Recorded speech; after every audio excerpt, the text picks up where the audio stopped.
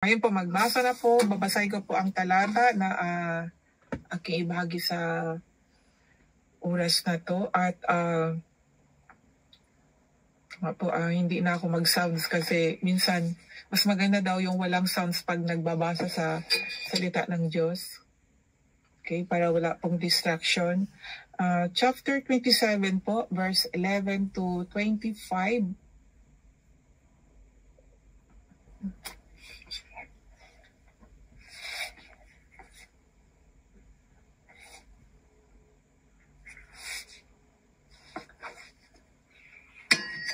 So, yan. Ito, babasahin ko na po. 11. Sabi po dito sa 11, si Jesus nga ay nakatayo sa harap ng gobernador at tinanong siya ng gobernador na nagsasabi, "Ikaw baga ang hari ng mga Hudyo?" At sinabi sa kanya ni Jesus, "Ikaw ang nagsasabi." 12. At nang siya'y isakdal ng mga pangulong saserdote at ng matatanda ay hindi siya sumagot ng anuman. 13. Nang magkagayoy sinabi sa kanya ni Pilato, "Hindi mo baga naririnig kung gaano karaming bagay ang kanilang sinasaksihang laban sa iyo?" Verse 15. Sa kapistahan nga ay pinagkaugalian ng gobernador na pakawalan sa karamihan ng isang bilanggo na sinuman ang kanilang ibigin. 16. At nooy sila'y may isang bilanggong bantog na tinatawag na Barabas. 17. Nang sila'y mga katipon nga ay sinabi sa kanila ni Pilato, "Sino ang ibig ninyong sa inyo'y aking pawalan? Si Barabas o si Jesus na tinatawag na Kristo?" 18. Sapagkat nakatalastas niya na dahil sa panaghilian ay ibinigay siya nila sa kanya. 19. At samantalang nakaupo siya sa luklukan ng pagkahukom ay nagsugod sa kanya ang kaniyang asawa na nagsasabi, "Huwag kang makialam sa matuwid na taong iyan, sapagkat ngayong araw na ito'y naghirap ako ng maraming bagay sa panaginip dahil sa kanya." 20. Inadyukan ng mga pangulong saserdote at ng matatanda ang mga karamihan na hingin nila si Barabas at puksain si Jesus. 21. Datapwat sumagot ang gobernador sa kanila ay sinabi, "Alin sa dalawa ang ibig ninyong sa inyo'y aking pawalan?" At sinabi nila, "Si Barabas." 22. Sinabi sa kanila ni Pilato, "Ano ang gagawin kay Jesus na tinatawag na Kristo?" Sinabi nilang lahat, "Mapako siya sa cross." 23. At sinabi niya, "Bakit? Anong kasamaan ang kanyang ginawa?" Datapat sila'y lalong nangagsigawan na nangagsasabi, "Mapako siya sa cross." 24. Kaya't nang makita ni Pilato na wala siyang magawa, kundi bagkus pa ngang lumalala ang kaguluhan, siya'y kumuha ng tubig at naghugas ng kanyang mga kamay sa harap ng karamihan na sinasabi, "Wala akong kasalanan sa dugo nitong matuwid na tao. Kayo ang bahala niyan." 25. At sumagot ang buong bayan at nagsabi, "Mapasa amin ang kanyang dugo at sa aming mga anak." Yan mga kaibigan, ang salita na ating pag-aralan ngayong oras na to mga kaibigan, tungkol po na si Jesus Christ sa talata na to, malapit na po siyang ipako at nakakaiyak kung tutuusin bilang tao, kung ating iisipin bilang tao, kung may kaibigan po tayong kagaya ni Jesus Christ, na ipapako po siya at alam po nating walang kasalanan, syempre, kung totoo tayong kaibigan, malulungkot po talaga tayo at mapapaiyak. Pero ang tanong kung anong gawin natin. Kasi siya nga ay ipinagkaila nga siya ni Pedro. Tapos ibinenta siya ni Judas. Tayo mga kaibigan sa sarili natin, ibig sabihin po natin, anong dapat natin gawin pag may ganun tayong kaibigan? Ngayon pa lang, may mga kaibigan tayo, minsan, kaibigan natin, lagi, maraming itinutulong, mabango sa atin, mahal natin, pero once na merong pagkakataon na hindi matulungan ay ayun, nawawala na yung pagmamahal. No, gusto natin hindi sa iba, yung iba gusto nila yung kaibigan na lagi silang tinutulungan. Ito naman ay may mga realidad, no, totoong nangyari sa buhay. Ngunit ito kwento ni Jesus Christ ito, no. Actually, kung ating balikan yung mga talata na nabasa ko na sinabi niya sa ama na kung pwede ayaw niya, no? Ngunit ayun sa ama, yun ang mangyayari. Pag wala na fade na din, opo, teka, nabigyan kita ng jacket. Opo, nawawala na din.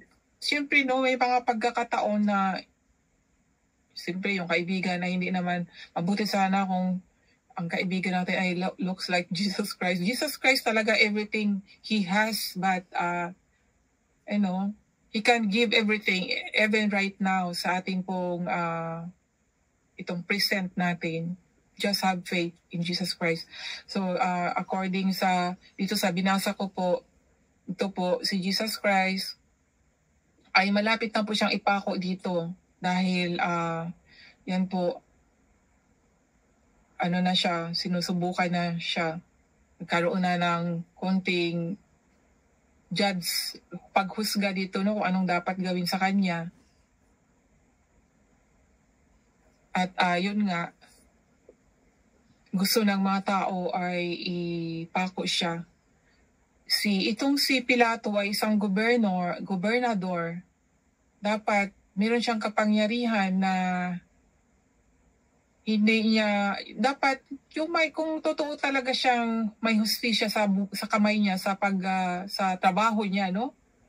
Siyempre, kung totoo talaga ay wala talagang kasalanan si Jesus Christ at alam niya, kaya nga naghugas na lang siya ng kamay para hindi niya, at sinabi niya na bahala na kayo basta naghuhugas siya ng kamay, no? Ayon dito sa 24, sabi niya, when Pilate saw that he could prevail nothing, but that rather a tumult was made, he took water and washed his hands before the multitude, saying, I am innocent of that blood of this just person. See ye to it. Sabi niya ng ganun, bahala, kayo ang bahala niyan, sabi niya ganun. Kasi hindi siya makapag-judge, mga kaibigan. Dahil merong gaya nitong chief priest and the elders, no? Ito po yung gusto talaga una-unang magpapatay at alam ng gobernador. Kaya, ayan, hindi niya para talaga siyang hawig sa ating dito ba sa gumawa rule in this world, no? Sa sanglibutan na to. Dahil may gobyerno, may religion. At ito dito mga kaibigan sa talata na to. Gobernador itong si Pilato, di ba? At ito namang priest and ito yung mga religious gusto nilang ipapatay si Jesus Christ. Si Jesus Christ po mga kaibigan, yun po ang sinasabi, wala pong relihiyon na dinadala si Jesus Christ. Wala po. Kaya minsan masabi ko, nung na-save po ako, nung nakilala ko po talaga ang magliligtas sa atin, wala po ako sa loob ng simbahan. Wala pong nag-evangelize sa akin na repent and be baptized. Wala pong nagaganyan. encounter ko talaga yun, personal encounter ko po yun. Based on my, yun na nga, gaya ng lagi ko pong sinasabi, kasalanan po, and repent. Nag-repent lang po ako nung nabasa ko na po, ito po, dito po yun nag-umpisa itong storya ni Jesus Christ kung paano po siya pinako. Atin pong kung paano po siya kasi nung time na nabasa ko po ito mga kaibigan ay siguro the Holy Spirit talaga yung nagpaunawa sa akin at umiyak po ako noon. Na doon po 3 times ko po ito nabasa na doon ko po na-realize na si God ba to? Kaya sabi ko na, Lord, ikaw yan, God, ikaw yan. Ganun na ako eh. Nung una hindi ko pa alam syempre pero wala pa yung yung feeling. Pag pangalawa, doon ko na parang natago sa puso, kaya umiyak na ako noon. Kaya itong istorya ni Jesus Christ po, magmalaman po natin mga kaibigan, magbasahin niyo po from your heart, para malaman po natin kung paano po tayo niligtas, kung paano po siya willing na magpapako.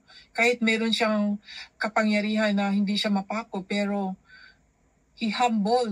He humble. Imagine natin, nagpakambaba siya para lang talaga maligtas tayo sa ating mga kasalanan. Kaya, kayo po kung may kasalanan kayo dyan, mag-repent na po kayo dahil, mayroong hangganan. Pag hindi kasi daw, according to the Word of God, pag hindi po tayo sumampalataya, mag-repent ng ating mga kasalanan, ay, ma-firish, di ba? Mawala, masakit pa nga yung sinabi dahil mamatay pa nga yung sinabi. Kaya masakit po talaga itong sa Luke chapter 13 verse 3. Ang sinabi dito, pag hindi po mag-repent sa mga kasalanan, ay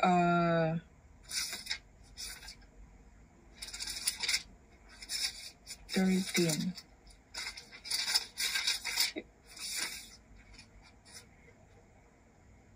Ito ang sabi, I tell you, nay, but except you repent, you shall all likewise perish. Pag hindi mag-repent, lahat kayo ay mga matay. Ganun yun sa Tagalog eh. You shall all likewise perish. Di ba yung perish, mawala? Yun po yan mga kaibigan, pag hindi po mag-repent. Kaya kailangan po talaga natin mag-repent, magbago mga kaibigan. Kayo po, kung wala po kayong kasalanan, so good. Pero kung mayroon po kayong kasalanan, kailangan po nating mag-repent mga kaibigan.